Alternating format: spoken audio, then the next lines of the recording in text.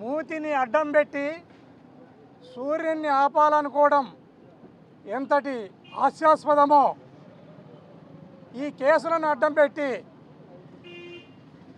జగన్మోహన్ రెడ్డి గారిని అడ్డుకోవడం కూడా అంతే హాస్యాస్పదం అనేది ఈ రాష్ట్ర ముఖ్యమంత్రి చంద్రబాబు నాయుడు గారు గమనించాలి.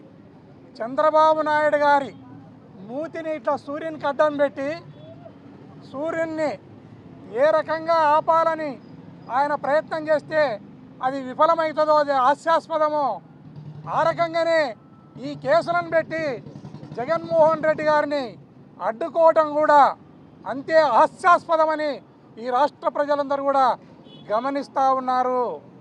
ఈరోజు ఈ రాష్ట్రంలో ఇందిరాగాంధీ గారు 1975లో పెట్టిన ఎమర్జెన్సీ రోజులను చంద్రబాబు నాయుడు గారు ఈ రాష్ట్ర ప్రజలకు గుర్తు చేస్తున్నారు.